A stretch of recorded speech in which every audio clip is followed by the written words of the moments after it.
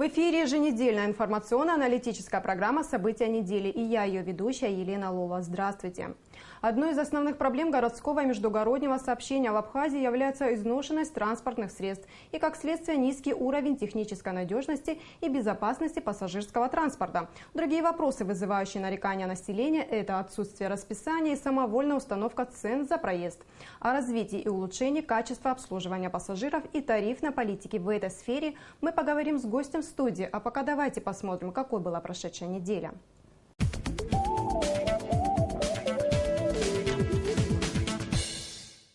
В эти дни по всей стране проходят выпускные вечера. Лучшим из выпускников аттестаты зрелости вручали 29 июня в Государственной филармонии в Сухуме.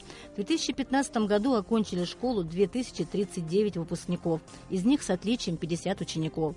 Вечером на набережной Махаджиров состоялись народные гуляния и праздничный концерт.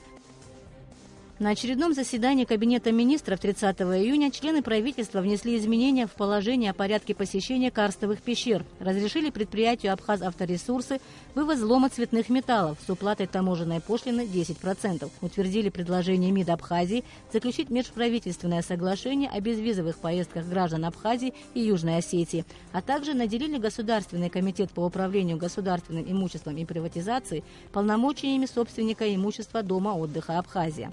Объект находился на балансе Госкомитета по репатриации. Абхазские и российские пограничники совместно со спасателями 30 июня вышли в акваторию Сухумской бухты и проверили, как соблюдаются владельцами маломерных судов правила нахождения в море. Именно в летнее время учащаются случаи нарушения правил морского движения. В результате осмотра акватории злостных нарушителей правил нахождения на воде выявлено не было. По словам начальника Государственной инспекции по маломерным судам Тенгиза Басария, подобные совместные рейды проходят не реже одного раза в месяц, а при необходимости будут проводиться чаще. Российская сторона в рабочем порядке представила несколько проектов по информационно-координационному центру органов внутренних дел и объединенной группировки войск. Профильные ведомства Абхазии также ведут работу над собственными проектами этих документов. Об этом рассказал в интервью Государственному информационному агентству «Апснепресс» президент Рауль Хаджимба. Абхазия заинтересована в том, чтобы договор о союзничестве и стратегическом партнерстве с Россией пополнился реальным содержанием. Это создаст надежные гарантии безопасности Абхазии и дополнительные возможности для ее социально-экономического развития, отметил глава государства. С 30 июня по 1 июля состоялся 32-й раунд международных женевских дискуссий по безопасности и стабильности в Закавказье. Работа традиционно велась в двух группах – по безопасности и по гуманитарным вопросам. В первой и второй рабочих группах абхазской стороной было зачитано заявление, систематические отказы со стороны ряда европейских стран в выдаче виз абхазским студентам, танцевальным коллективам, спортивным командам, туристам, говорит о фактической гуманитарной блокаде гражданского населения Абхазии со стороны ряда европейских стран. С 1 по 30 июня 2015 года Рицинский реликтовый национальный парк реализовал билеты на общую сумму более 28 миллионов рублей. Только в июне парк посетили 80 703 взрослых и 6 тысяч детей. За аналогичный период времени в 2014 году было реализовано 24 538 билетов на сумму 7 577 000 рублей. Об этом сообщает сайт Рицинского парка. 1 июля в Сухуме на набережной Диоскуров в районе теннисных кортов заработал летний кинотеатр. Эту идею воплотил в жизнь Комитет по делам молодежи и спорта администрации города Сухум. Фильм для премьерного показа был определен путем голосования в соцсетях. Выбор пал на известную французскую трагикомедию «1+1. Неприкасаемые». Летний кинотеатр будет работать до 30 июля по четным числам месяца. 2 июня президент Рауль Хаджимба подписал указ об оптимизации штатной численности органов государственного управления и государственных учреждений Абхазии. Согласно указу, количество госслужащих должно быть сокращено не менее чем на 15%, срок до 17 августа 2015 года. Руководители госучреждений должны разработать и утвердить критерии оценки эффективности трудовой деятельности своих сотрудников. Высвободившиеся бюджетные средства будут перенаправлены на материальное поощрение госслужащих. Абхазские медики и представители Минздрава России, Федерального фонда медицинского страхования, а также администрации Краснодарского края разработали 2 проекта соглашений об обязательном медицинском страховании и обеспечении лекарственными препаратами льготной категории граждан России, проживающих в Абхазии. Соглашения были подготовлены в развитии договора о союзничестве, который подписали 2 государства. По словам министра здравоохранения Абхазии Ансура Гуова, российская сторона учла все предложения абхазской стороны. Эти документы проработали совместно, проект подготовлен. Сейчас наши правовые департаменты Республики Абхазия и Российской Федерации при Минздраве их посмотрят. Вот. Потом пойдет процедура согласования с другими федеральными органами исполнительной власти, поскольку это документ не межведомственный, а он межправительственный. Российская сторона максимально учла наши пожелания, максимально, я скажу честно, еще раз повторяю, что максимально учла наши пожелания и внесла их в проекты соглашения. Мы говорили о внесении туда список инвалидов Отечественной войны, кто имеет гражданство Российской Федерации. В Сухуме в зале детско-юношеской спортивной школы игр 2 июля стартовал традиционный международный турнир по баскетболу среди мужских команд, посвященный памяти первого президента Федерации баскетбола Абхазии, второго президента республики Сергея Багапша. В этом году в турнире участвуют команды сборной Абхазии, Волгограда, Астрахани, Усть-Лабинска, Черкесска. На церемонии открытия присутствовало руководство страны. Первую игру турнира открыли команды сборной Абхазии и Ставрополья. Турнир будет проходить в течение 4 дней. Его итоги будут подведены 6 июля. 2 июля в Абхазии вспоминали одну из ключевых операций Отечественной войны народа Абхазии. 22 года назад в районе села Тамыш с моря высадился десант в количестве 300 бойцов под командованием Заура Зарандия.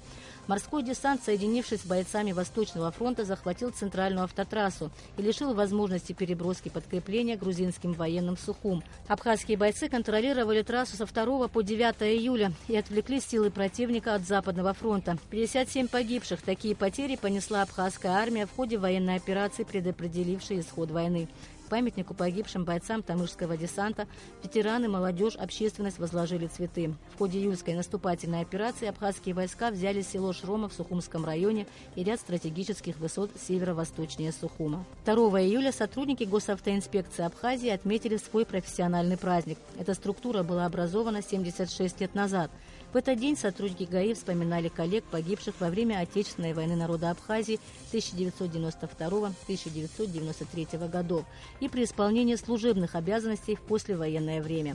Для увековечения их памяти во дворе управления ГАИ МВД была открыта мемориальная доска.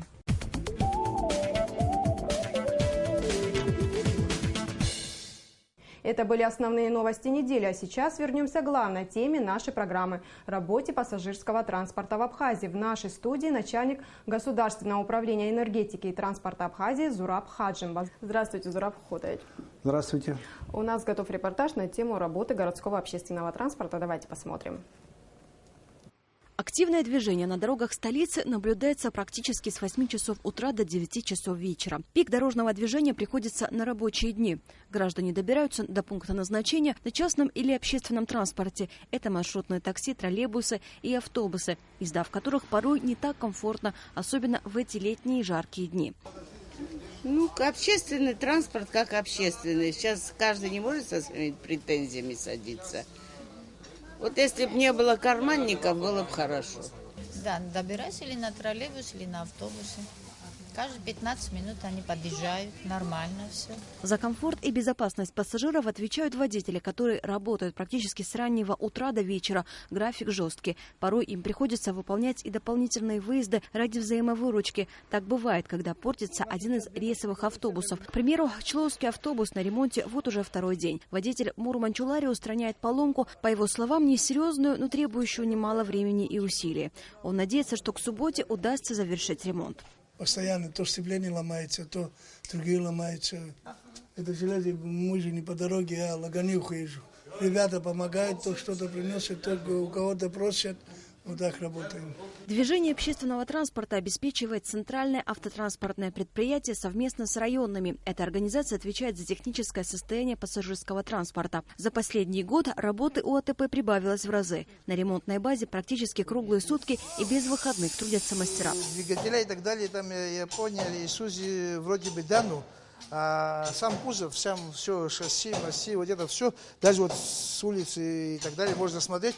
Сборная, все, начиная от жигулевских фар, кончая газелевские сиденья, там ходовая часть то газона, то скомбинировано, все. Но Это первый год, 2-3 вроде бы так еще куда не шло. Сейчас уже каждый день, вот сегодня у нас, вы сами видите, 4 машины стоят. На ремонте стоят автобусы, осуществляющие как внутренние, так и междугородние рейсы. Некоторым автобусам уже несколько десятков лет. Не знаю по какой причине, но была такая ситуация, что при повторной дотации некоторые некондиционные запчасти были поставлены, и они у нас мертвым грузом лежат. То есть сами автобусы, к одним автобусам они идут, допустим, к 2 единицам из 36, но, к сожалению, к остальным не подходят. Закупкой запчастей занимается АТП. Администрация города обеспечивает предприятие топливом. На ремонте стоит и несколько автобусов марки «Богдан». Требуется заменить ходовую часть и полы в салоне, которые начали гнить практически со 2-го года введения автобуса в эксплуатацию. Ухудшению технического состояния транспорта способствует и сам график работы. С интервалом в полчаса-час автобусы курсируют по назначенным маршрутам. Однако, по-видимому, в некоторых отдаленных от центра районах необходимо пересмотреть график движения, к примеру, на Маяк. Утром рано я на работу выхожу, я пешком иду с Маяка. Я не хочу такой жизни жить. Мои дети вырастут, тоже будут так ходить. Вот транспорт стоит перед вами. 1-2 автобуса заходят на весь Маяк. Бедой для ходовой машин являются и дороги. Практически везде, и в городе, и за городом, ухабистые, кое-где залатанные, кое-где засыпанные камнями. Дорожают запчасти и топливо. Вслед за повышением цен увеличивается и тариф за проезд. С прошлого месяца цены за проезд в пригородных маршрутных такси поднялись. Вместо 150 рублей теперь за поездку до границы по реке Псо приходится отдавать 200. До Нового Афона 50 рублей, до Гудауты 70. Ситуация в сфере транспорта за прошедшие 20 лет не раз становилась объектом пристального внимания и критики со стороны населения. Взять хотя бы прошлогоднюю акцию протеста на Сухумской привокзальной площади. Каждый раз переговоры завершались очередными обещаниями, говорят водители. А на деле все по-прежнему. Асида Малия, Георгий Кутарба, Абхазское телевидение. Зураб Худович, я предлагаю начать наш разговор с работы маршрутных такси, которые являются предметом нарекания населения. Они отправляются с места не по графику, а по мере заполнения. Люди, которые стоят на промежуточных остановках, не могут уже в них попасть, потому что они заполнены и свободных мест нет. Также нарекания вызывает то, что водители хамят, грубят. Конечно, такая картина наблюдается не во всех маршрутных такси, но тем не менее факт остается фактом. Ваше управление как-то способно повлиять на эту ситуацию? Ну, наше управление, в принципе, и призвано управлять этой ситуацией, и реагировать, и находить пути решения. То, что касается, что маршрутные такси сегодня у нас не по графику, в городской черте, да, скажем, в Сухуми, в принципе, более-менее выдерживается вот этот... Так, чтобы люди сидели долго, такого особого нет. Это больше касается междугородних маршрутов, которые маршрутные такси, отъезжая из автостанции Сухум, они, да, действительно иногда долго приходится пассажирам ждать. Но мы в своей работе видим нашу задачу, на цели и наши задачи, это которые мы должны исправить эту ситуацию. Сегодня то, что люди, автобус заполняясь, на конечной остановке выезжает полный, потом по дороге не может подобрать людей, это плохо. Это обслуживание недостаточно качественно для нашего населения, для наших отдыхающих. Мы предлагали, сегодня предлагаем опять запустить наши автовокзалы в полном объеме. Они сегодня не работают в том режиме, в котором они должны работать. Сопровождение диспетчерской службы должна быть. Водитель должен приходить с документами соответствующими. Если он не работает по графику, не должен работать. Сегодня зачастую люди, которые называются, мы их называем левые маршруты, которые не появляются по дороге, подбирают, это все мы должны, конечно, убрать. И дать возможность тем легитимным перевозчикам правильно, хорошо, нормально работать. И тогда, я думаю, и автобусы будут отправляться своевременно, и маршрутные такси не будут подолгу ждать, и людям будет удобно. Вы заговорили о работе автовокзала. В прошлом году водители маршрутных такси устроили акцию протеста. Они были недовольны тем, что государство пытается навести порядок в работе автовокзалов. Помнится, была создана правительственная комиссия, которая должна была разрешить конфликт, который возник между управлением по транспорту, в то время вы его возглавляли, и между водителями. Есть ли результаты работы этой комиссии? Результатов таких бы особо особых нету, потому что там решение не могло быть и по-иному, потому что как бы стали две противоборствующие стороны. Одна сторона – это управление, которое хотели навести порядок в той части, о которой мы говорили, чтобы автобусы отправили своевременно. Пассажир должен прийти на вокзал, он должен выбрать, на чем ему ехать. На автобусе, на микроавтобусе маршрута такси называемом, или на такси. Он сам должен определять, куда ему, на чем ехать. И он должен пройти в кассу, купить билет на автобус. На автобус билет немножко дешевле, чем на маршрутном такси. И он сам должен выбирать. Но у нас, к сожалению, так получается, маршрутное такси. Пассажиров стараются в первую очередь как бы заполучить. Вот те, что негативные явления сегодня сейчас на вокзалах происходят, в частности на Псковском вокзале, мы вот в прошлом году это хотели исправить. Что вам мешает? Что водители, которые считаются водители, противостояли нам, я не хочу совсем так в прямом смысле водителя обвинить, потому что это нормальные люди, эти наши люди, с которыми мы войну прошли, которые семьи свои кормят. Я не думаю, что все водители заинтересованы в беспорядках, потому что на площади, когда собрались в прошлом году, было человек от 100 до 150 человек. А работающих маршрутчиков сегодня можно перечислить до больше 1000 человек, а может и 1500 человек.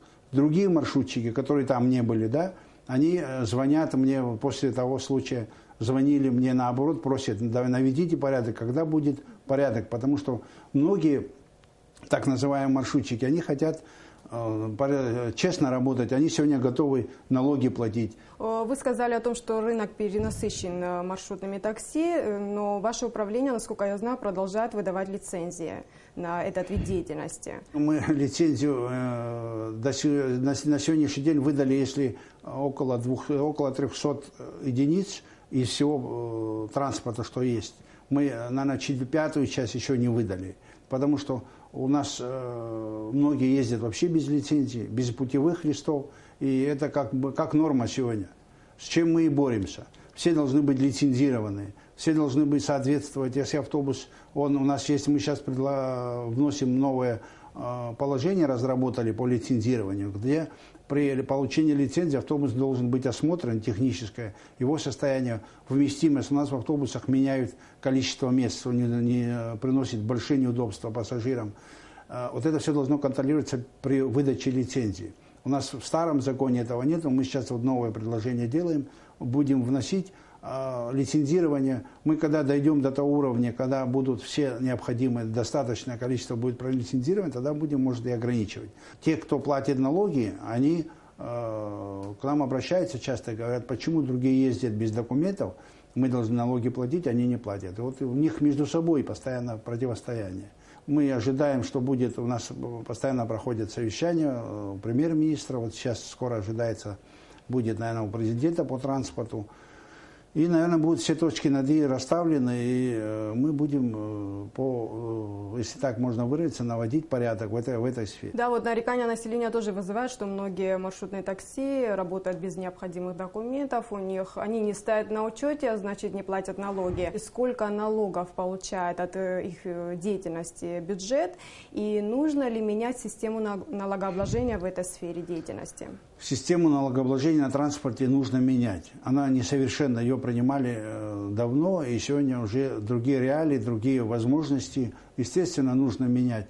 Но нужно в Абхазии, в моем понимании, нужно условия создать, чтобы всем было выгодно платить налоги. Тот, кто не платит налоги, он от этого должен как-то страдать. А сегодня кто платит, кто не платит, они примерно в равных, ответственность одинаковая. Никакой ответственности нет у того, кто не платит. Что касается системы по налогам, по доходам налога, в прошлом году по отчету, вот я слушал, за прошлый год было собрано около 4 миллионов от автотранспортной деятельности. Это, конечно, не та сумма, которая должна быть.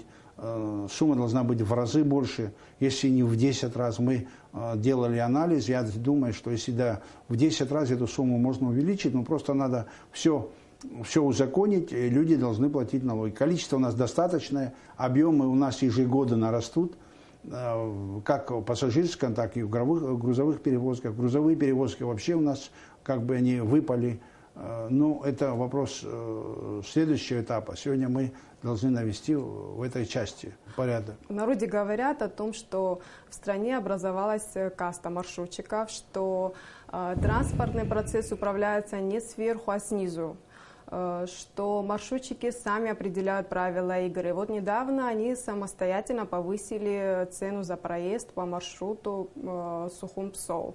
Вместо 150 рублей пассажиры теперь должны заплатить 200 рублей. Кто управляет тарифной политикой в стране?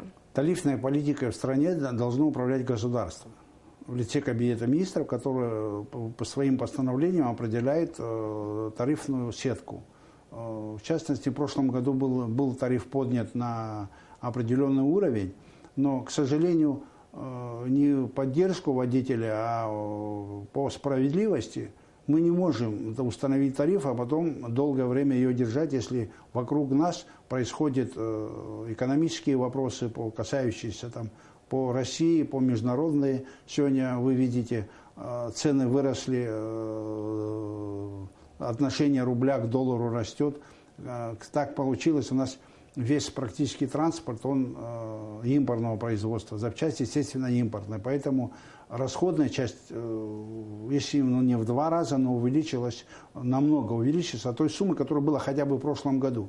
И поэтому держать я в это отношении, я не сторонник повышать, конечно, тарифы постоянно, но ее держать тоже невозможно. В прошлом году, я уже комментировал, был тариф на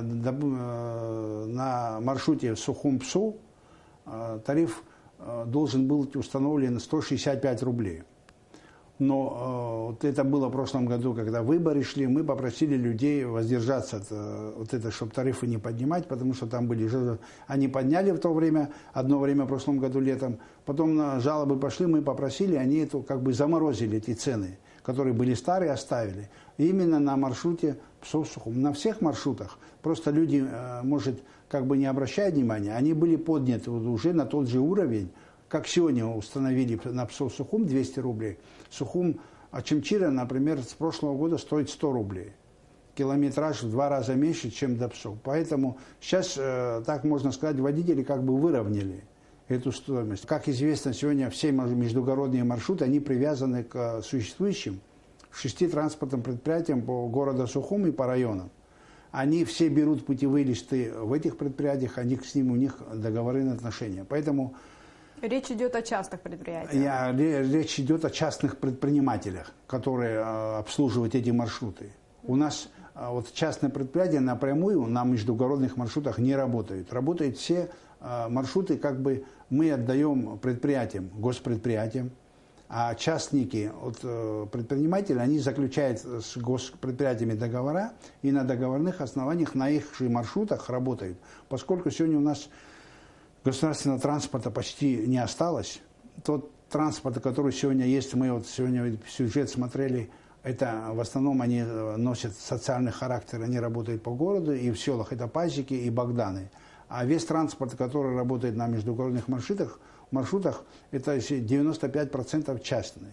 И в этом плане ничего я не вижу страшного, пусть работают. Единственное, что они должны платить налоги. Платить налоги, документы правильно оформлять, и они должны соответствовать и по внешнему виду, и по состоянию своему физическому, они должны соответствовать водителю, нормальному водителю, который возит людей, а не щебень возит, в конце концов. Здесь было сказано, что каста водительская маршрутчиков создалась.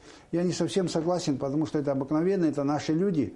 Но, к сожалению, государство за 15, наверное, последних лет допустило, что не вмешивалось государство в этот процесс, и он стал управляем снизу, как вы говорите. Водители сами продают маршруты, сами друг другу передают, никто в это вроде не вмешивался.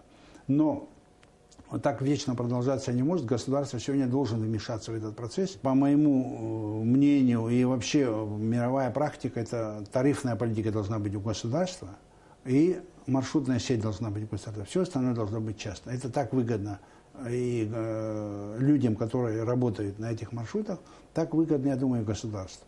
Вот вы говорили о том, что цена за проезд поднялась до 200 рублей, и это повышение, в принципе, обосновано. Но, тем не менее, все равно оно незаконно, потому что решения Кабинета министров до сих пор нету.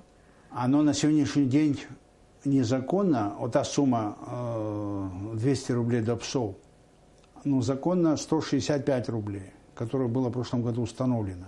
Но сегодня руководители предприятия вышли с предложением к нам, ко мне обратились с письмом, просят они установить тариф вот 2 рубля, получается километр, это и выходит на 200 рублей.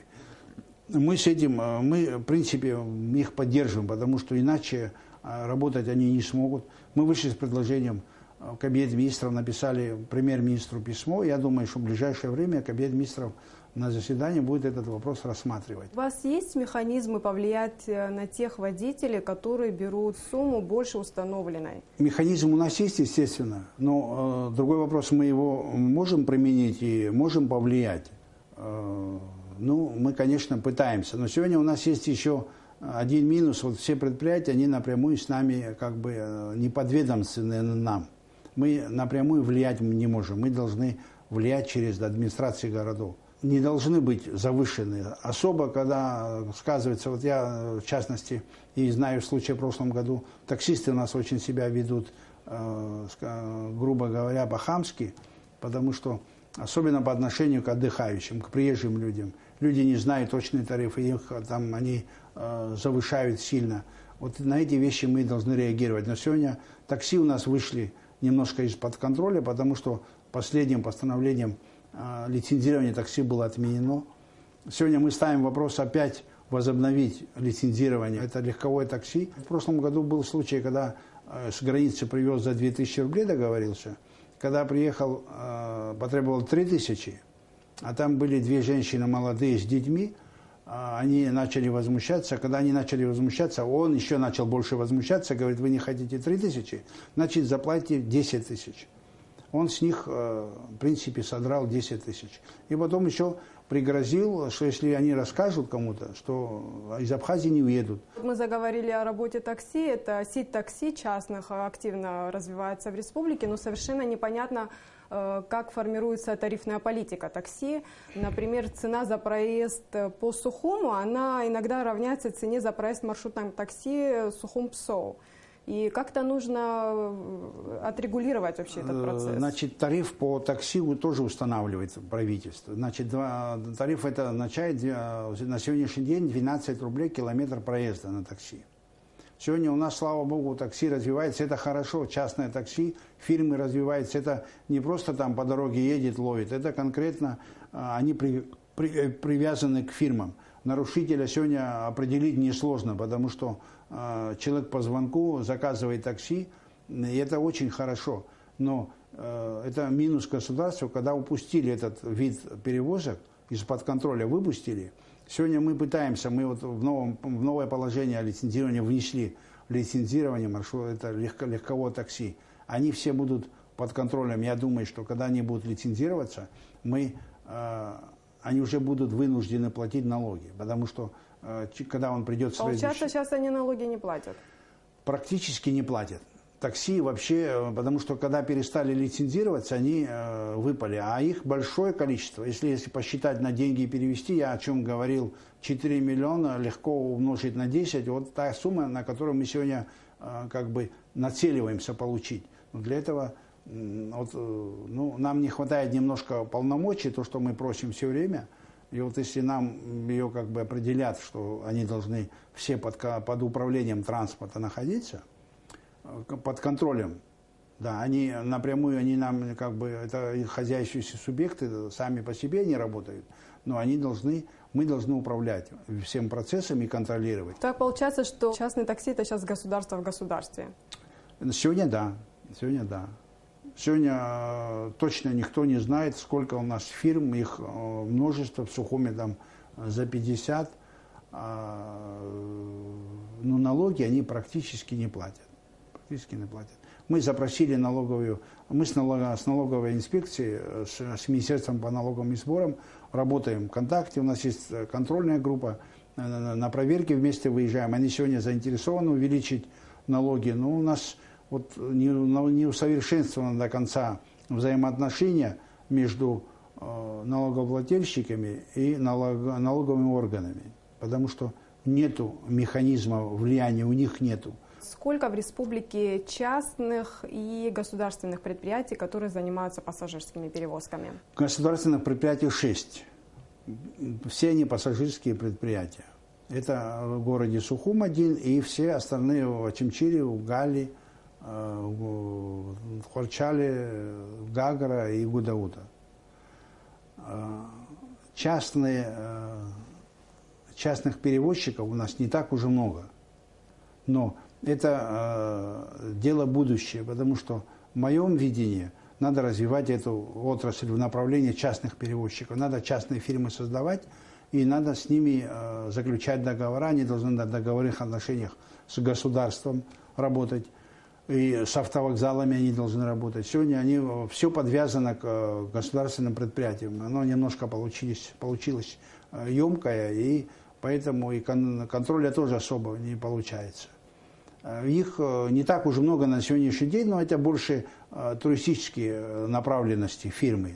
А на маршруте, на межгороде, на пригороде частных перевозчиков почти нету. Хотя к этому надо идти. Это улучшение, я абсолютно уверен, это улучшение качества предоставляемых услуг. Когда будет конкуренция, тогда и услуги будут более качественные. А какое техническое состояние городского, государственного транспорта и маршрутных такси? Техническое состояние государственного транспорта я хочу отметить, что можно сказать удовлетворительно и хорошее, ближе к хорошему, потому что у нас так получилось в 2010 году, в 2009-2010 году были закуплены троллейбусы новые, автобусы Богданы новые для работы по городу и межгороду. Пазики новые были получены тоже в 2010 году, если я не ошибаюсь, или в 2009 году. Они все новые, в принципе, им по 5 лет, они еще в нормальном, хорошем состоянии.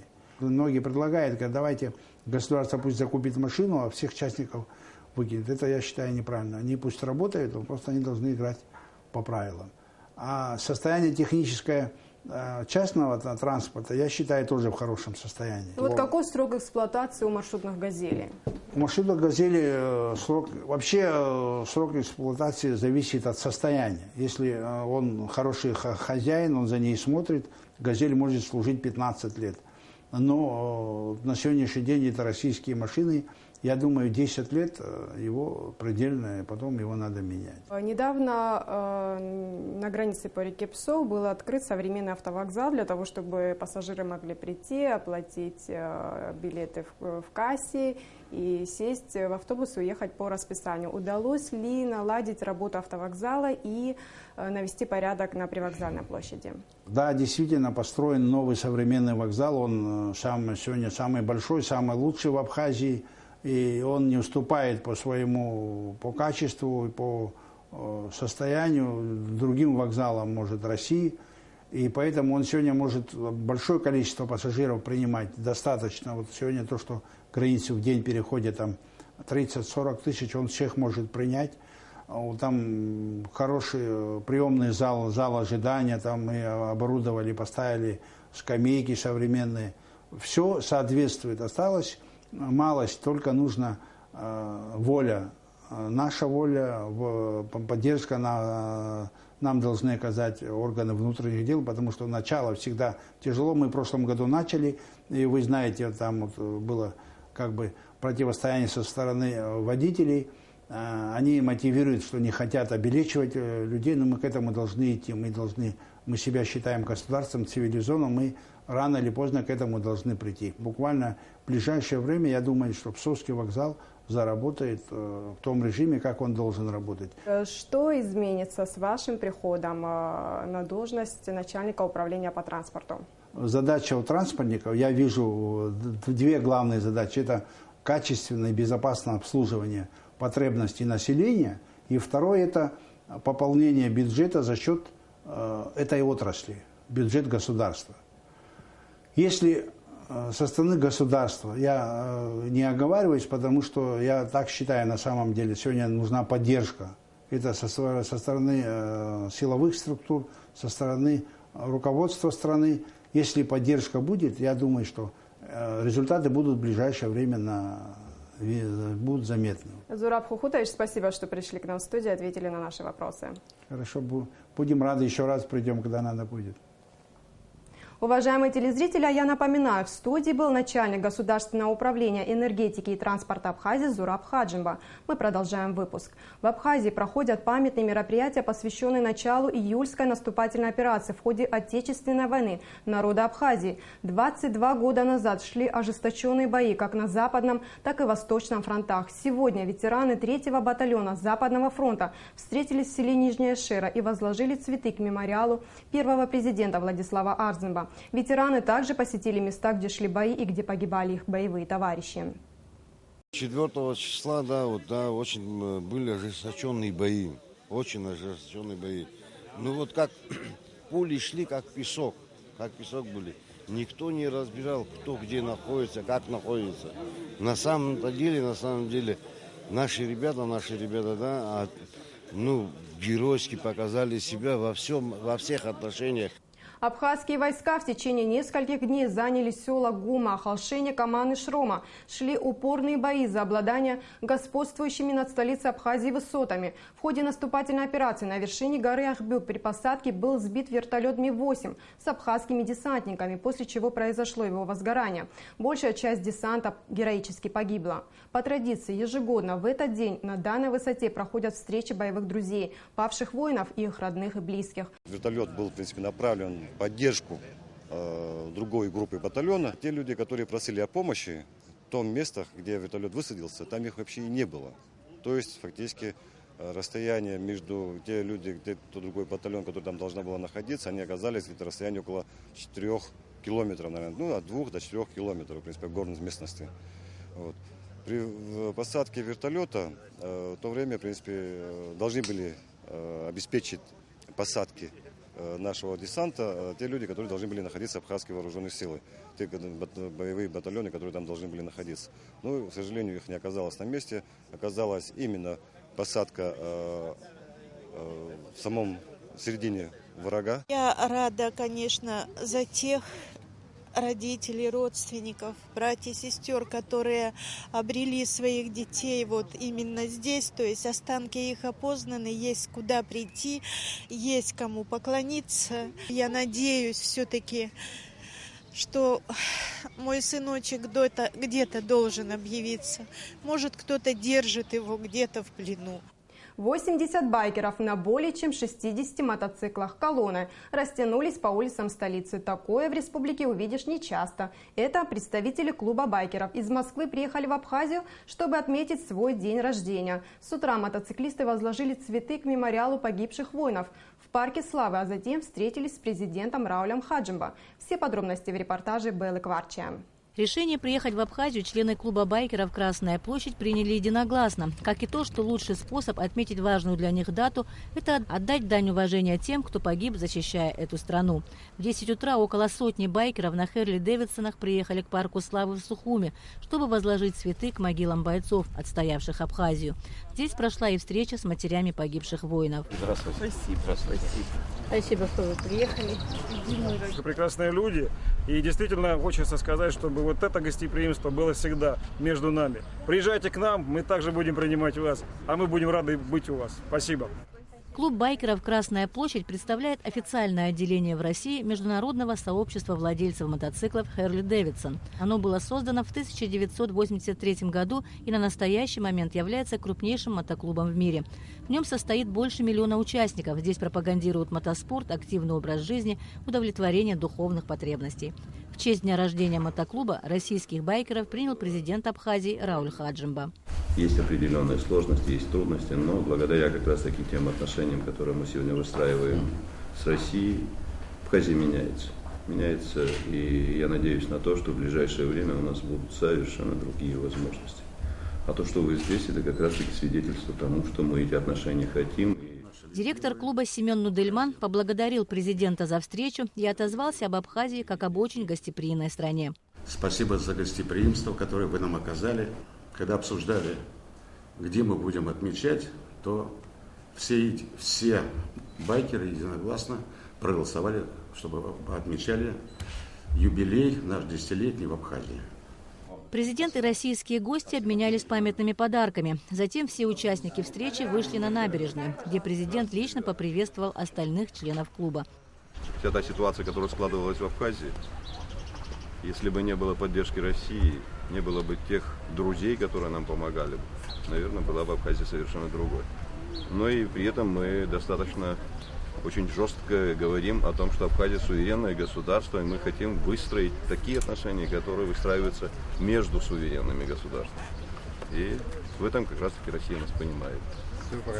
В завершении президент Абхазии и около 80 байкеров сфотографировались на память. Балакварчи, Санкт-Петербурге, Абхазское телевидение, пресс-служба президента.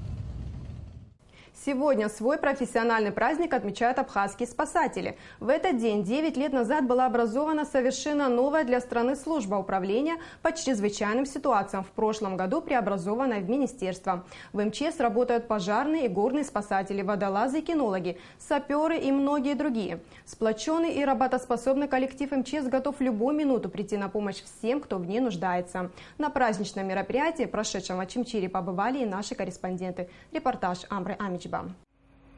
Свой 9-летний юбилей бойцы МЧС Абхазии отметили масштабными командно-штабными учениями. Навыки спасения людей отрабатывали более 140 сотрудников службы. В учениях были задействованы также служащие Государственной инспекции по маломерным судам МЧС и ВВС Минобороны. На расстоянии 150 метров от берега находится человек, который не может самостоятельно выбраться из воды. В данном случае спасение утопающего было делом рук сотрудников МЧС Абхазии. Так как из-за шторма в 4 балла выйти в море оказалось невозможно, спасатели вылетели на место происшествия на борту вертолета Ми-8.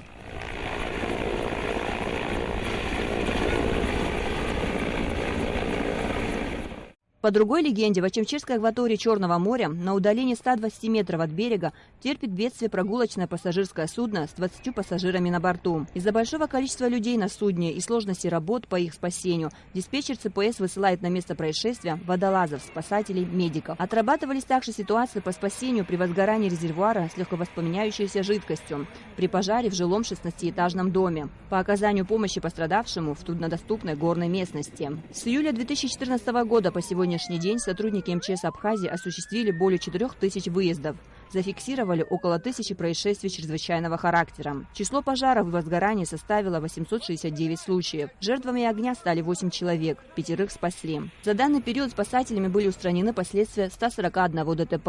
После завершения показательных учений в Очимчирском доме культуры прошло торжественное собрание личного состава министерства. Обращаясь к подчиненным, министр Лев Вицини отметил, что от профессионализма и личных качеств каждого сотрудника МЧС зависит жизнь граждан страны. Здесь востребована отвага, героизм, способность в буквальном смысле пройти через огонь и воду. Такую работу выполнишь только при безусловном доверии своим товарищам, тем, кто работает рядом с тобой. В этот день искренне рад поздравить всех коллег. Я горд за нашу команду. Я хочу сказать вам огромное спасибо. Хочу, чтобы мы были готовы, в то же время, чтобы никому не понадобилась наша помощь.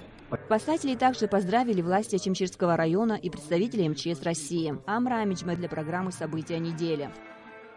На сегодня это все. Увидимся на следующей неделе в это же самое время. С вами была Елена Лова. До свидания.